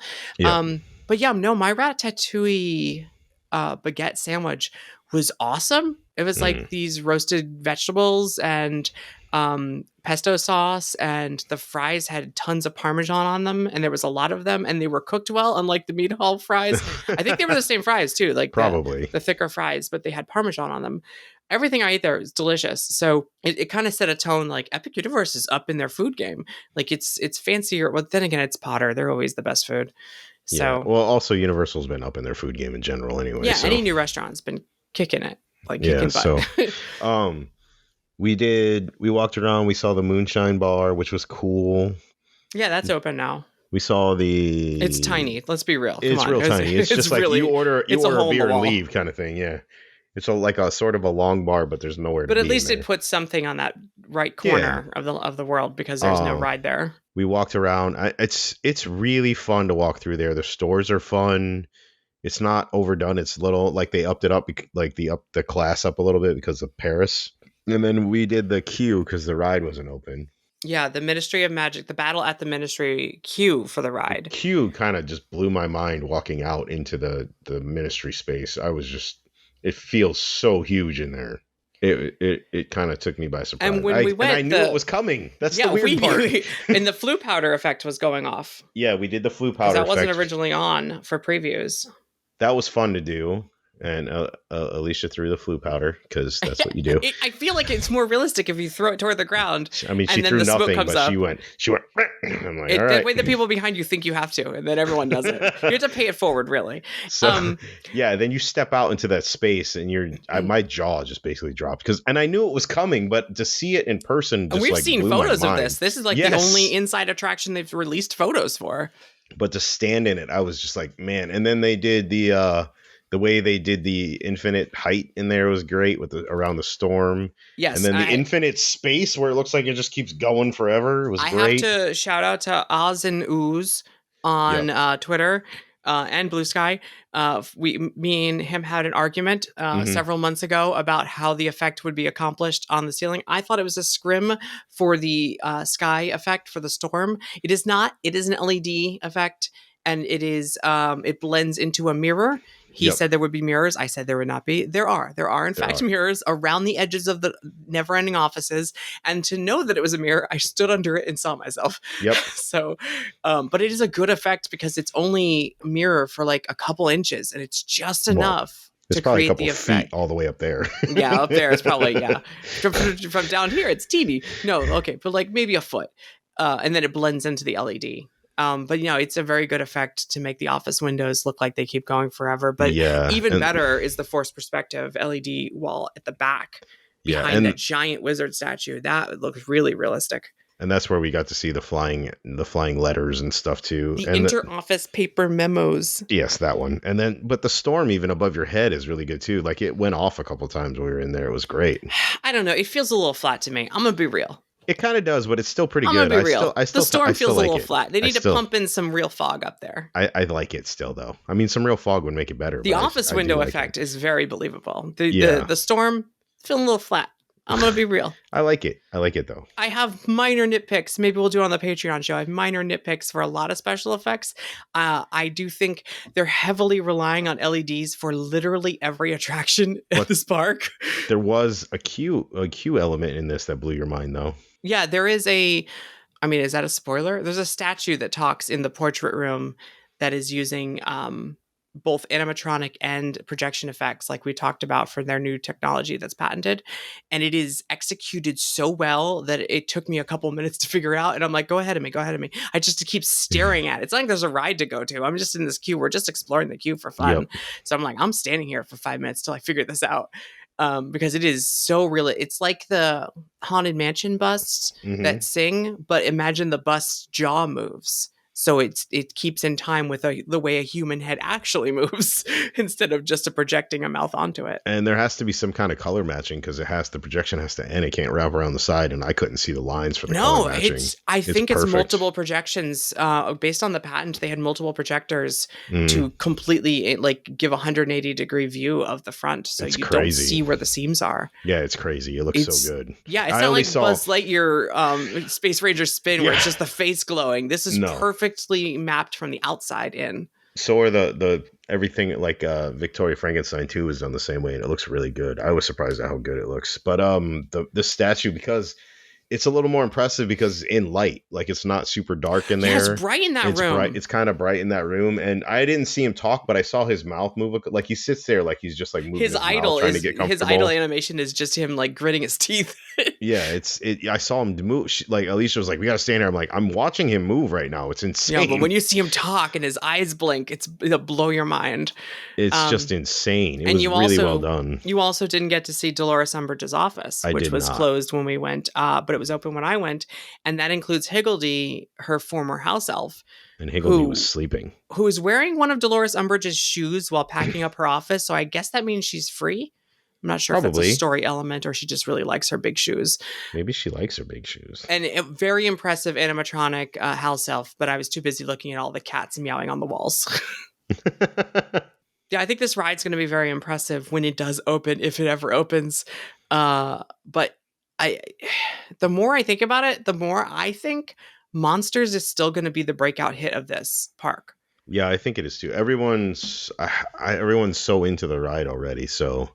I feel like Ministry, like, not to get into spoilers because we haven't even been on it, so it doesn't count, I guess. Yeah. But like, it's going to be a lot of, here's an elevator shaft that we travel through a screen portion, and then here's a big like empty space with screens and then animatronics in the foreground, and they do a battle, and then back to another elevator shaft, and it's going to be very like methodic, the way that a lot of the Potter rides are. Like even Forbidden Journey is like, here's a live action scene and here's a screen dome. Here's a live action scene, here's a screen dome. And I worry that even with giant animatronics and stuff, that the Ministry ride is going to fall into that formulaic this, then this, then this, then this. I think so, but I think it's actually I actually think it's going to be pretty impressive to it's ride going to feel so different though. So that I think that'll impress people. The elevator ride vehicle is completely new. They've never done it before. I think honestly though, like even taking my monster bias out of things though, that ride is just so well done. The Monsters Unchained is doing every trick in the book one after another and not repeating them too much. It's not exactly a short ride either. I mean, no, that's 5.5. It's a whole minute longer than Forbidden Journey, I think. And I was like, man, I wish it was longer because I was so into it. Yeah, you think it's wrapping up and then it's still got another minute. And I'm like, this is great. It just keeps going. Yeah. And Dracula tried to murder us. Wolfman tried to murder us. Sorry, that's spoilers, isn't it? No, it's fine. We did explore the world a little. We went to the little store, the department store. It's like the store is just like all the Wizarding Worlds are very small, but extremely well themed. We saw like an Auror sneak it, like he looked like a gangster. He was taking notes. I think he was like an undercover narc trying to like catch wizard bad guys but he stood up against a wall like James Dean with his foot up against the wall, just writing things down. He was very nonchalant too. Like if you didn't look for him, you probably wouldn't even see him. I don't know if anyone else but us noticed him. I'm like, God, does anyone else see the wizard narc in the corner? Like, you're like, why? What is that private investigator over there? But they also have the musicians that come out and do a little show, and it adds a lot of ambiance to the area. We saw the jazz band over there. That's what it was. That's what it was. That was awesome because I was outside when they came out, and I was like, "Is that real?" And I looked, I'm like, "Oh, it is real." Well, but between like the circus tent and the musicians out there, right in the center of Place Cachet, it does make it feel like a happened in 1920s. It does. Like, Parisian street corner. Otherwise, I could feel a little sleepy, especially without that second ride. The violin player we saw on the way back, our second visit to Darkmoor, she was great too. She looked awesome. But I did see the Cirque show. Yep, I did not. Le Cirque Arcanu. I will see it someday, but I'm not in a rush for shows. And that's my fault. Well, the when we went yesterday, it was closed an hour earlier than when I went the first time, Yep. and also I lost a good hour waiting in line for Le Cirque because I had a delayed start, and I didn't want that to happen to us again. Yeah, yeah. No, I So don't. I don't care about we shows that. prioritized rides and food. Yeah, compared to that, I don't care about shows. I mean, I want to see them eventually, but food and rides are more important. But I will say, just like the Ministry queue, I was not expecting the Cirque queue to also employ some really cool special effects and be a very immersive environment. It Mm. had some mirror gags that I'm a sucker for. I think there's been some complaints from the previews for the show not having like a third act, which is intentional. It's literally listed as Act 1 is the pre-show and Act 2 is the show. So there is Yep. no third act. It's a theme park show. What do you expect? Yeah. But it has some really impressive effects. Cool. Absolutely incredible effects. So there's a wow moment that I'm like, all right, this was worth the price of admission. Yeah, I do want to see it. I want to see all the shows actually, but they're just not shows are not a priority for me ever. I So still have the Dragon Show to look forward to too, which also has its wow moments. So yeah. But that was pretty much it for Potter. We kind of left after that. There is some stuff I want to do, and I want to do. We walked through the Astropub. What is it, Meteor? Right? yeah, That was. I want to eat in there. I like everyone says the burger is so good. especially that sort of like external kind of octagonal kind of glass room. I want to eat in there. That Oh like yeah, the sure. We way- were only walking through the skinny room. Yeah, and then I want to. which does have bathrooms in it. It does. They do have bathrooms in there, which is nice. And then I want to try Oak and Star because it just smelled so good when we were walking by, and the breakfast Oak and Star IPAs. and the Meteor Burger seems to have some of the best reviews, and we did not try those yet. Not We yet. did, however, sit down for a glorious big giant meal at Pizza Moon, and the glorious part was the theming. It was. I'm very confused on the food. You could tell that it was not like frozen. Right. As far as I've heard, it's all fresh ingredients, and I think it's got that going for it, but it's still not my jam. It's odd. Like, so they took the steps for the pizza. The dough is pretty good. I can't complain about it. It's a little thicker than I would normally like, but the dough tasted good. Even the cook was good because it had like the burntness on the edges like you like. Yeah, the cook was pretty good. The cheese tasted all right. We had a pepperoni pizza as one of the pizzas, and they had like the smaller pepperonis that tend to be spicier, which is what I like. The little pepperoni cups that curl up. Yeah, they curl up. Yep. But the problem was the sauce was so bland. Like it just kind of killed it for me. And then I got the Harvest Moon pizza, which had no cheese. I did not expect that. I should have read the ingredients better. But the veggies were really good. And the dough was cooked a little crispier than the other one. So that was good. And the sauce wasn't as problem because it was kind of cooked and flattened out. So I think because there was no cheese, the sauce got a little crisp on it. And it actually tasted better not being raw. But no, I feel like Louis Pizza adding the oregano makes all the difference because I've had all the pizzas at Universal and most of the sauces are bland, but Louis, they just dump in those oregano flakes and it fixes it. So that's what this was missing, some flavor in the sauce. And then we got pastas. Yours was a little disappointing, I thought. I got the all vodka. I forget what kind of pasta it was. It was basically like triangles. It was basically and they're like lasagna noodles cut into triangles. I thought they were kind of stuffed too. Didn't they have cheese or something in them? It was supposed to be like a vodka, like a pink sauce, but it was kind of bland tasting. And I mean, it wasn't the worst thing I ever ate, but it was really kind of bland, which kind of made me sad. Kind of Chef Boyardee, let's be real. No offense. No, but because I think the problem is it's too real. Yeah, and I need some artificial ingredients added here or some seasoning. Just some like garlic and some seasoning, maybe. Yeah, like maybe because we started the day with Burning Blade and so much garlic that when we went to other restaurants, our mouths were not used to bland. But that brings me to your pasta, which was not what it did not taste like what it was supposed to taste like, but we still liked it. My chicken Alfredo had the cuttlefish pasta. I don't know what they're called, but they look like cuttlefish. All I know is that I looked at Alicia after I took a bite and I'm like, why does this taste like tuna noodle casserole? The cheese on top was good. The crispy Parmesan was good. It did taste exactly like tuna noodle casserole. I was like, the Alfredo sauce had mixed with it, and the chicken was flaky in a tuna-like way. It was exactly tuna noodle casserole. I was like, listen, I don't hate this. It just doesn't taste like any kind of Alfredo. I wish you hadn't told me. That's what I heard. I heard it's not like a normal Alfredo, and that's what made me want it. I wanted because it has like a cheese casserole feel to it. It's in a casserole dish. Oh my God, it's tuna noodle casserole with chicken. That's what it tastes. That was the first thing I thought of. I was like, man, this tastes like tuna noodle casserole. But And I it came said it, out and you're piping like, hot and it was delicious. it was good. Like, It was I the can't best lie. thing on the table. It was good. It just don't order it thinking you're gonna get like fettuccine Alfredo because it does not taste like No, that. you're gonna get Tuna noodle the casserole with chicken. ribbon pasta cuttlefish shapes that are covered in cheese and taste exactly like tuna noodle casserole. But Alicia's reaction was, "You're right, but it's better because there's no tuna in it. It's got chicken." Right, it's better. It's tuna noodle casserole with shredded chicken instead of tuna. So therefore, it is better because I don't feel like tuna.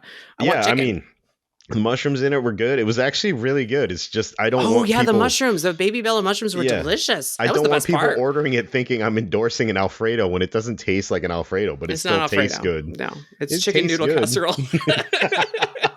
I mean, I would eat it again if I had to go in there. You know, it's been 24 hours. I kind of order it again. But the ambiance in there is really good, though. Oh yeah, I love the vibes in there. The music's a choice. I don't. It's like classical pompous music. It's so awesome. It's very unusual. It goes right along with the weirdness going on. There's like all around cutouts you. dancing around on the walls that look like they're out of Monty Python's in between skits. Like it does. It is a vibe. And then you got your brownie, which I did not try because it looked way too dense and it had way too much stuff on it. It tasted like a normal brownie covered in way too much crap. Our friend did not like it much either, it seems. It's not. It just wasn't. It's supposed to come in a little box with the Pizza Moon I know logo. you were trying to get your box. And I wanted to, this is a day of collecting cardboard boxes, and I wanted the pizza box more than the dessert. And because it didn't come with the box, I have no emotional attachment to it. I will never order it again. So you missed out on this being a lifetime emotional attachment to a dessert I didn't even care for. I don't think the flavors went that well together. Nope, it but just that tasted Alfredo like we're gonna get every time we walk by there. I'm gonna get it every time. It's a weird addiction now. There's more pizzas I want to try. I think there's a good chance that the mushroom one might be good. The Vesuvio one might be good. Yeah, there's some that looked like we ordered the wrong stuff. You should have got the Vesuvio. I should have got the mushroom pizza. Well, I mean, you gotta like start with a basic, which is why I got a pepperoni. Because if you can't do the basic right, apparently you're not supposed to start with the basic one. You need tuna noodle casserole and the spicy pizza, and I needed to get the mushroom pizza. Also, the pizza you ordered, like all the olives were like on one slice, and there was like one or two scattered around. Slice I know, and you took it, and I looked at it, I'm like, so good. There's no more olives, and then I took a bite, and I'm like, good olives. Oh, there's artichoke on here too. I'm not mad at that, but well, people were telling us that the Caesar salad was good, so like last minute, I just threw that on the order, and we got a Caesar salad, and it was fine. It tasted like every other Caesar salad ever, but it has moon cheese on it, moon cheese is apparently dehydrated chunks of Parmesan cheese, like snacking cheese. Yeah, just cheese. But it's hard as a rock, and that makes it fun because they're moon rocks. It was actually, you know what? I would order that again too as a side. I will order that again. So the Caesar salad, the chicken noodle casserole, and you know what? I've talked myself into it. I miss Pizza Moon. I know we're gonna end up back there. It's gonna be one of those things where like I don't want to eat there, and then every other time we go, we're like I kind of want to go eat there. It was dark though. Like we wanted to sit up by the pizza oven, which looks like a rocket that crashed into the moon, which is like so kitschy and cute, and like it's an old 1920s theater that's been converted into a whimsical pizza restaurant. But I think I might sit in the sunroom next time. Like I needed the brightness. It was just a little too gloomy where we were seated. Yeah, I actually like the indoor of that place though, so I'm not mad if we go back in there. And it's still indoors. It just has windows. Yeah, I know. I'm just saying, sit by the windows. I won't be mad if we go back in there and I get my chicken noodle casserole. Yeah. I mean, you have refillable Coke freestyle machines. You can't go wrong. Yeah, I think next time we should get a different, like maybe two different pizzas and split a pasta. I'm telling you, we'll get the amount, whatever. What is it? Trip to Vesuvio or something? Something like that. It's spicy stuff, and then the mushroom one has the different kinds of cheeses that were on the casserole, so it's probably good. And the mushrooms, I think it was the best part. All the best parts of that casserole are on that one pizza. Why did I order the wrong pizza? I don't know. We had to try something though, so we just picked some random stuff. We picked some random stuff. I mean, overall, the food in general is pretty dang good. I mean, it's not off the shelf Fantastic Four cafe pizza. Yeah, I was gonna say, and you can't complain that it was like it didn't taste like it was frozen and pre-made. So no, I mean, they're trying. That's good. If I could offer some suggestions, though, I don't know if they had a kids menu or if they did, it might have been just pastas. Please, if you're going to do the mobile order thing and they bring you the food at the table, offer a cheese pizza. Yeah, Like you can't just start with pepperoni and then have a bunch of weird stuff. Like yeah. kids aren't going to order the mushroom or the Mount Vesuvius. They might eat. They You might do need the to offer a pepperoni though. cheese. They might No, do the but the pepperoni pepperoni, too. even the pepperoni, like trust me, I know kids. Yeah, I know. You need a cheese pizza, and there I was no mean, button to take pepperoni off, so at least that's usually like a backup plan for me. yeah, Nope, no cheese pizza, and I think you need to correct that, guys. You need to yeah. fix that one little mistake. Otherwise, it's Fix the pretty good. sauce. Also, take the Oreos off the brownie. It's too much. Fix the sauce. It's Just too make the much. red sauce have a little flavor. That's all I'm asking. Oh my god, we're still talking about it? Yes. I'm getting hungry. All right.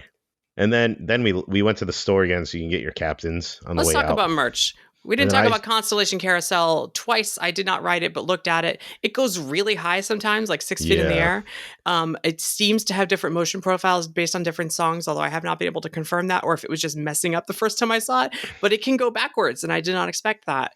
It has slow loading, and some of the ride vehicles are currently closed, so we did not ride it because it takes forever to get on. But it's cute, and it looks really good from outside. It is. I do want to ride it again, but after seeing what it did and the line we're in, I'm like, nah, it ain't worth it. Well, we were exhausted and Yeah, filled I with was pizza. tired. Yeah, that too. And then, yeah, we did all the stores. The big store on the way out is really great. I really do like that It has store. the awesome murals for all the different worlds Yeah, around there's a lot of it. cool stuff to see. I like how big and open it is too, unlike the Island Traders store and the Universal Studios store at the other parks. Yeah. There's no divider walls or anything. It's just a big open space with like a constellation ceiling in the center.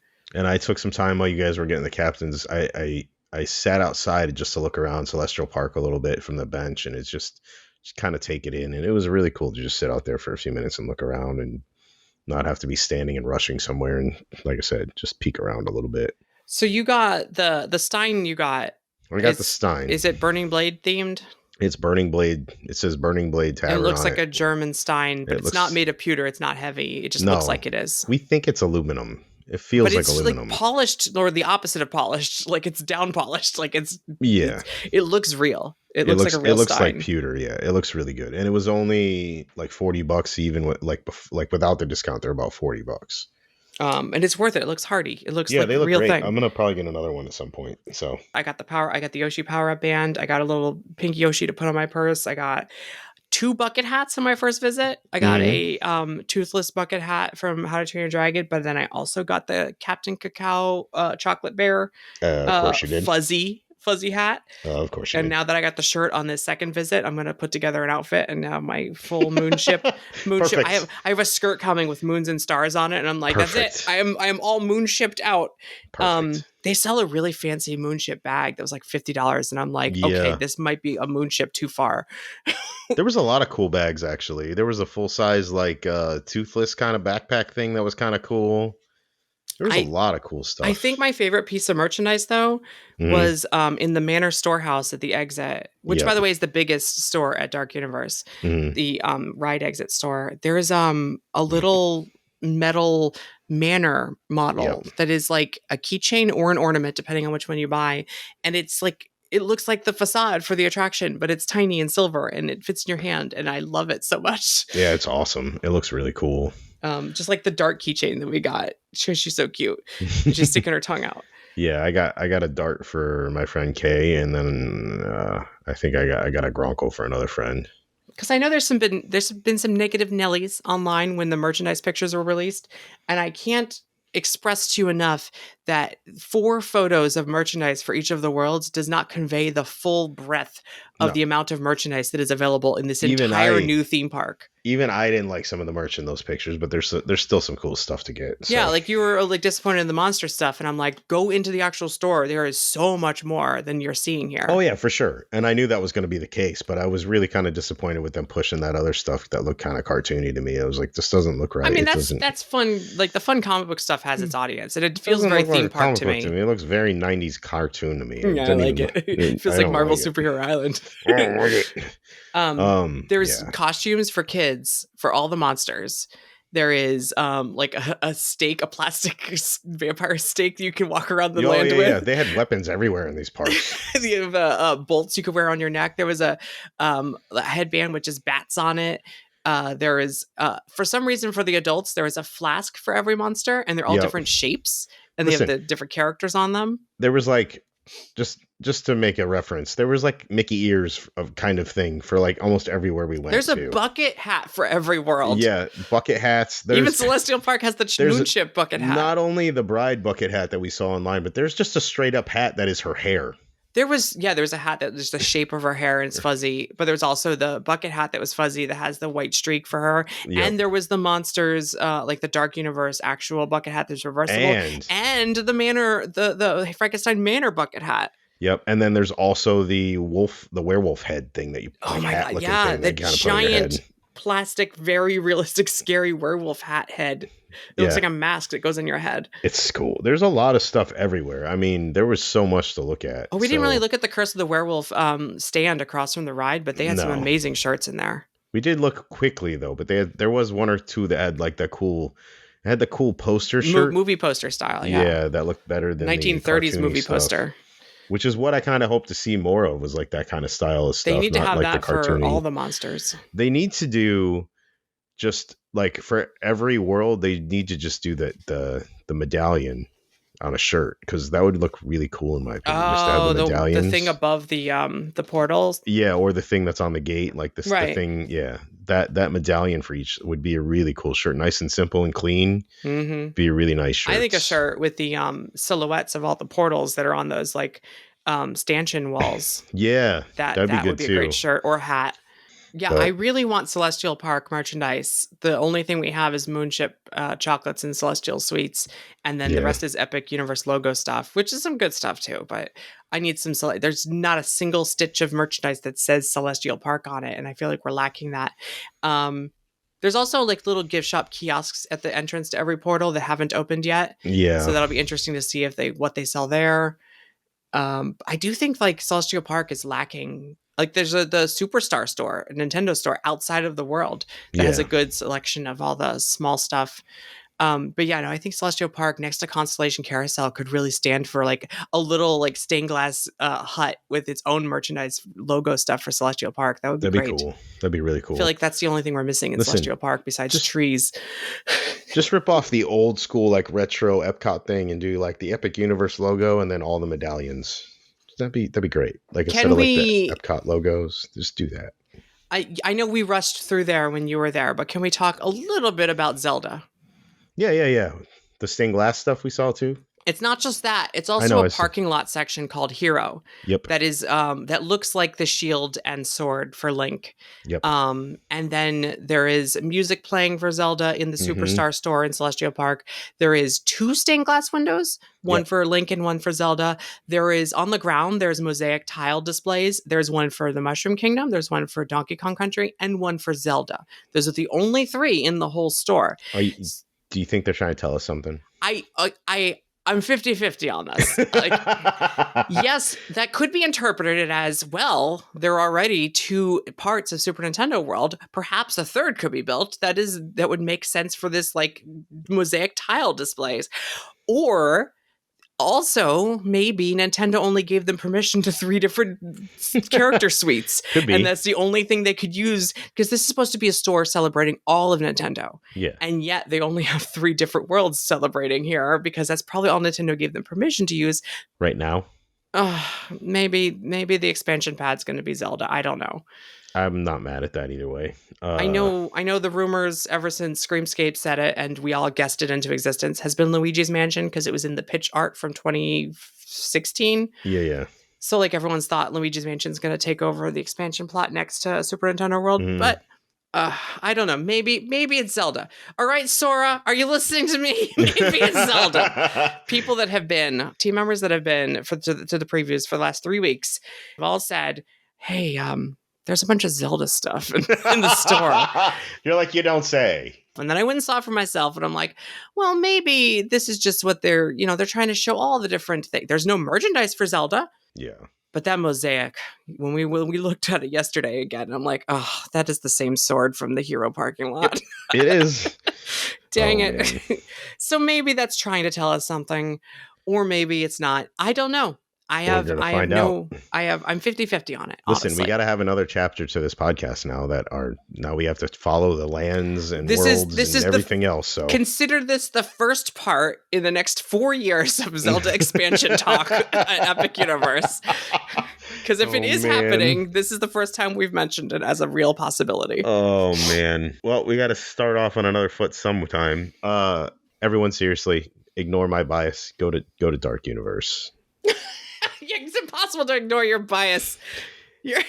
Tell me I'm wrong. Tell me I'm wrong. Tell me I'm wrong. Go to Dark Universe. Tell me I'm wrong. Well, Do the right ride. now, with what is open and what we've done so far, obviously it's the best ride in the park. Thank you.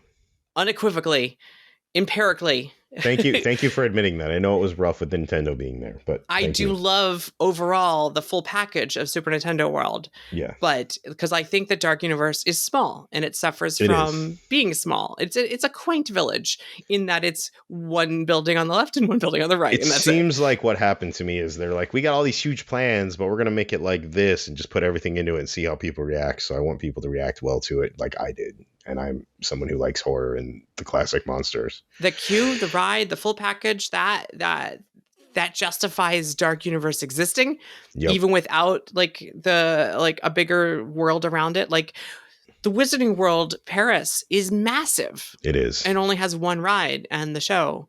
And this has like a teeny land, but it has 2 rides. And it has like lots of space to get bigger. it has some space to get maybe bigger. There's an office building back there now, so we'll see what happens. It doesn't have to stay there. It doesn't have to stay there. It's a portable. It's just there for now. They did seed the grass though, so that's never a good sign for, short term. Yeah, no, I wouldn't expect anything's going to be short term. So So yeah, no, if you're like closing thoughts, besides Monsters Unchained being impressive, and I can't wait to ride it a third time because I'm going to find new stuff every time I ride it. Yeah, I was just thinking about it today. I'm like, I want to go on that again. Closing thoughts for me. It's been a crazy journey getting to this point, and we're still not even done because it's not even technically open. And my closing thoughts are, it was amazing to go in there, and it was awesome to walk through there with you, who brought me on this silly podcast and keep me around for some reason that I don't understand. But I mean, the only way it could have been better is if Nene was with us. You know what I mean? We had an awesome team member bring us, and if Nene was with us, it would have been perfect because it would have been the 3 of us. But yeah, I don't know. Like, it was a really overwhelming day. I got tired really quick.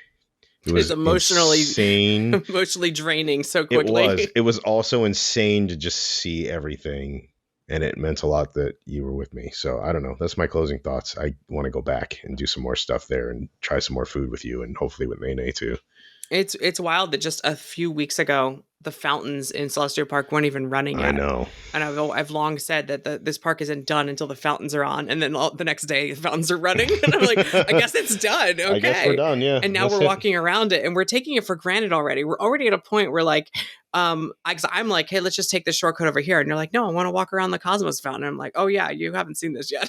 We should walk around the fountain. I was like, I want to see the fountain, and I want to see the hotel closer because you can't get into it yet. So I wanted to see that. So and we walked by the Blue Dragon, which again exists despite people thinking it was cut. It was there. It's there, and then it was open. There was something open in it, like they were still putting it together. Yeah, they're still putting it together. Yeah, he has no guts. What about you? Every couple days, like something new is opening up. Atlantic restaurant opened up Monday, and it had its first services. Blue Dragon's still closed. They're working on it when we walked by. I think I'm still assessing how I feel because the way I experience theme parks, or at least I've come to experience theme parks over the last few years, 5 years, is one of 2 ways, like groups of friends or by myself. And I like to alternate. And now that I've done this park with groups of friends, I wonder how I would traverse it by myself. And I think that's like maybe a Toadstool Cafe and just chilling and playing on my phone and listening to the happy music and eating tiramisu or whatever. And I'm angsty. I'm like, I can't wait to go do that kind of experience now that I've gotten the friend experiences done. But at the same time, I also feel like we didn't finish all that we wanted to accomplish. So I'm looking forward to like opening day and the energy and atmosphere and the like explosiveness of the energy of being on opening day. So I have all this like anxiety about all these experiences, and I kind of want to just like explode with all this stuff I want to do, but I have to take a step back every once in a while and be like, this park is forever. It may have been, several years of build up to the park opening, but you don't like need to blow through it all in a day. And even Yeah. if we get to the point where we're able to do that, there's still going to be more time.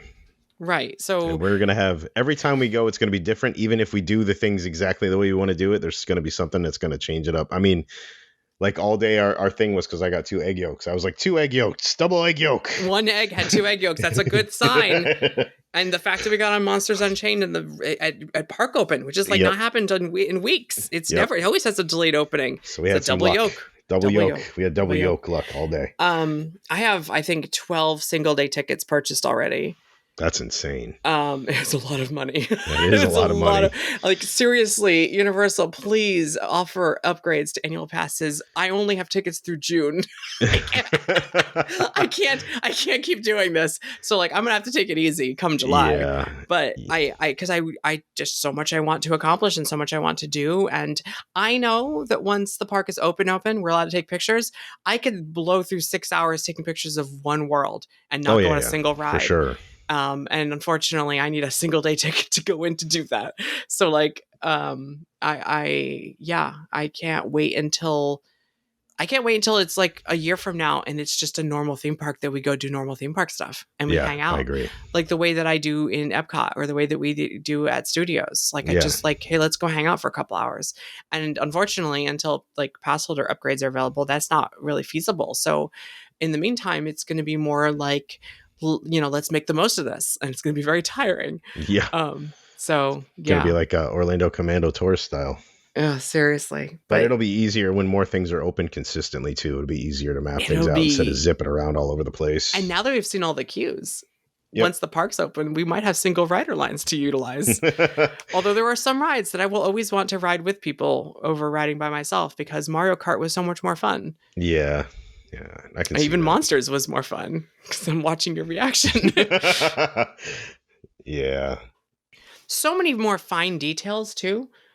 Like we didn't talk about it, but there's new wand experiences at Potter. There are. And people need to understand too, like these worlds are basically like Diagon Alley, but plussed up. Like it's not like anything you've walked through before if you haven't been. You could accidentally find yourself spending nearly all day in one world. You could. You got to be careful. If you go looking for details, you'll get stuck. You'll get stuck looking around for things. There's so much to peel, like like the layers around. It's so good. It's Epic Universe. It's Universal Epic Universe. It's whole new universe. Kids. It's going to open for everybody very soon, but it's actually here finally. It exists. After years of you listening to my nonsense and Alicia's awesome information. It's 10 minutes south of the current parks, and it's going to confuse the heck out of so many people, but it exists. It exists. It's actually there. I promise. And they're doing construction, so you can't actually just go straight there. Universal Boulevard is cut off right now. So the one way that, because Kirkman's completely not done yet, I'm like, great, there's no way to get to this park.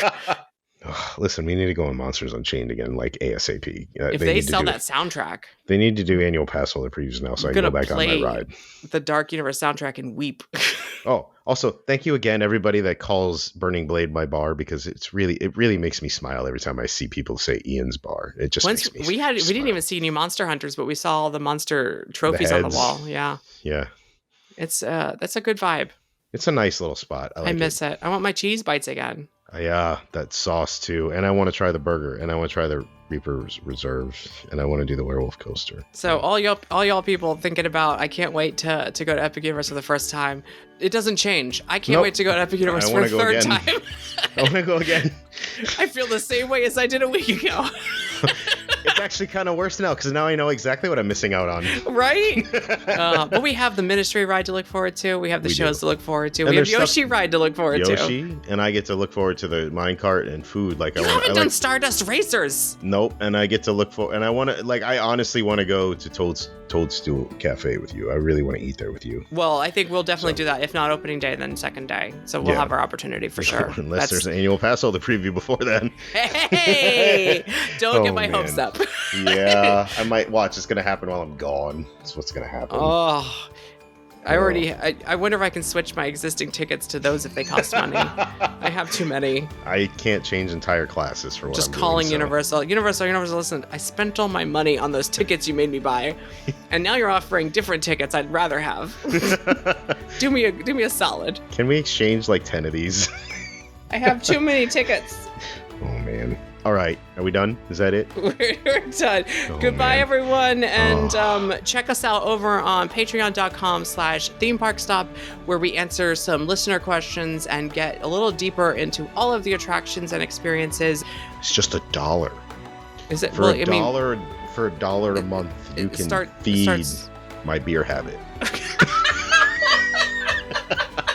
I'm just kidding. I didn't know where to go with that. That's terrible. It's so bad. I don't even drink that much, but I didn't know where to go with that. It's a mead habit. Goodbye, everyone. Oh, man.